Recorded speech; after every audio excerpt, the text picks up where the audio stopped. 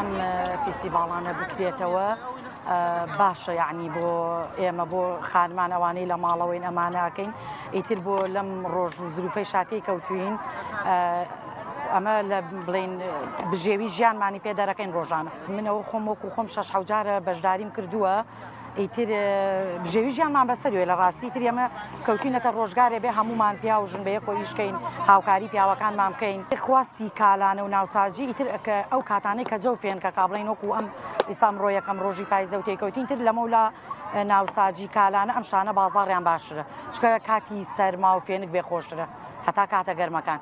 ئەمە تاوان ئێمە 1-2 ڕۆژە دەستمان کردو بەمە بڵین ئەمە 1-2 ڕۆژە ئەبێ هەوڵبین بۆ پیازەکەی ئەم شەو تا درەنگانی شەو پیاز ماوت کردووە، ئیتر ئەبێ ڕۆژێک پیازەکە بشویتۆ داینەی تاوشکە بێتۆ دوایەکە وردی بکەین، ئیتر هەویرەکەی بۆ ئامادەکاری بۆکەین سەعاتێ پێشەوە کە دەست پێکەین، بەس بۆ ناوساجیەکە 2-3 ساعت پێشەوە دەست پێکەین نەبێ هەویرەکەی بۆ بشین لەبەرەوە هەڵبێت. زۆر بەمانی ترە هاوین بۆ پشوو بۆ لە ماڵەوە بووین و ئیتر خۆشە، یعنی تر جەوەکەی خۆشترە، حەزەکەی بگەڕێی، ئیتر خەڵکەکە هەموویەت بەڕاستی تر شتێکی باشە وەڵا بەڕای من.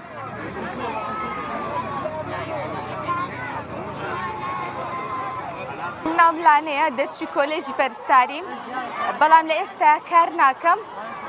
ئەمەش تەنها یەکەم جارمانە بەشداری ئەەکەین وەکو خۆشی خۆمان، ڕەنگە لە داهاتووە هەوڵ بن پەرە بە ئیشەکەمان بین، بەڵام لە ئێستا بەس بۆ ئەم فستیڤاڵە بەشداریمان کردووە. بڕێک شیرینیمان هێنا و یاپراخ و بریانی و ئەوانێکی خەڵکی ڕاستێکی زۆری لەسرە بووی گرنگە لەلایەکە و بۆ فرۆشیان کە قازانجێکی کەمیش بێ دەستی ئەکەوێت لەم وەزعە و هەروەها بۆ کڕیارەکەش ئەلحەمدولیلا نرخەکان بە جۆرێکن کە هەموو کەس توانێ بیکڕێت و بەشداری تیا بکات. لە سەرتا ئەترسام کەمێک، بەس لە ئێستا ئاڵم بەردەوام ئینشاڵڵا. پاییز و جوانی پاییز وەرزێکی پڕ لە نیگایە، سروشتی جوانی پەیامی خوایە، دادگاری خوای وەک ڕۆژی ڕوونە، 4 وەرزی ساڵی دیاری گەردوونە. هۆندراوەی کەمالشێخ عەبدوڕەحمان چنارەی. یەکەم زۆر پێم خۆشە لە ئەم شارانە یاخود ئەم وڵاتانە ئەم فستیڤاڵانە بکرێت. من زۆر دڵخۆشم کە هاتوین بۆ ئەم فستیڤاڵە ئەگەڵ هاوڕەکانمان جلی کوردیمان کردوتە بەرمان. من هەناو هەنی ئاکامە دانیشتوی قەزای شارەزورم، لەگەڵ دایک و باوکم هاتوون بۆ ئەم فستیڤاڵە، هیوادارم هەموو ساڵێک دووبارە بکرێتەوە ساڵێکی ژێرجاری.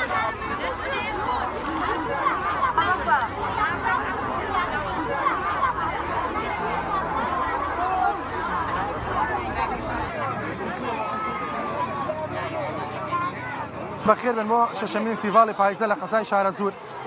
ئێمە هەموو ساڵێک 21 نۆ یەکەم ڕۆژی پاییز هەڵدەستیم ئەنجامدانی ئەم سیڤاڵە لەگەڵ گروپی خانمانی دەسڕەنگینی شارەزور. ئەم خانمانە پێک دێن لە 6 خانم لەگەڵ چەند پیاوێکیش. کاری ئەم خانمانە دروستکردنی خواردنەوە، دروستکردنی شیرینیە و کاری سواراتە و پێداویستی ناو ماڵە. ئەمەش ئەنجامدانی ئەم سیڤاڵە کە ئەم خانمانە بتوانن کارەکانی خوانی تێدا عرض بکەن و سوودێکی مادیان پێ بگەێنێ و بۆ خەڵکی قەزای شارەزوریش خۆمان دەزانین بەوەی قەیرانی دارایی و بەوەی چەند قەیرانێک کە ڕووی لە هەرێمی کوردستان کردووە، نەبوونی موچە و چەند قەیرانەیەکە ناتوان وەکو پێویست بچنە دەرەوە. ئێمە شوێنەکەمان بۆ نزیک کردوونەتەوە کە نەش سیارەی ئەوێنە هیچ کورفێکی وایە ئەتوانین بە پێکانی خوان لە ماڵی خوانەوە بێنە ئێرە و تامی خواردنی ئەم خانمان دەستمەنگیرانە بکەن. ئەمە گرنگی تایبەتی خۆی هەیە بۆ ئەوەش ئەمە نەک لە تەنها لە قەزای شارەزوری، ئەمە لە قەزاکانی چواردەوری و ناحەکانیشەوە خەڵک هاتووە و بەشداری کردووە و هەرێکەوە بە ئیشێک بەشداری کردووە. ئەمەش بیرمان لەوە کردووە لە زۆر لە قەزای شارەزور هیچ چالاکیەک نەبووە، بۆیە حەزمان کرد خەڵکی قەزای شارەزور ئەم چالاکیان بۆ بکەین و بێنە دەرەوە لە ماڵەکانی خوان و پەیوەندیان لەگەڵ چواردەوراوی. سەرەتا بە خێراتنتانەکەین. ئەمڕۆ شەشەمین فستیڤاڵی پاییزەی شارەزورە. من ئەمە سێمین ساڵە بەشداری ئەەکەم بە یاپراخ و بریانی و شیرینی و کولیچە لەگەڵ هاوسەرەکەم هەردووکمان پێکەوە بەشدارین. ئەشیاکان وەڵا کاتی ئەوێت هەتا حازر ئەبێت و کاتی پێویستە ڕاستی بێ کاتی بۆ تەرخام بکەی. ئەنج ئەم جۆرە فستیڤاڵانە بەڕاستی زۆر باشن کە ئەکرێ بۆ خانمان ئیشێکی زۆر باشەکەن ساڵانە لە ساڵێکا 2-3 جار فستیڤاڵ بکرێ بۆ خانمان زۆر باش ئەبێت. هەفتە زیاترە بێ من ئەشیاکانی بۆ حازر ئەەکەم و تر ئەمڕۆ لێم ناون و ئەو شتانە.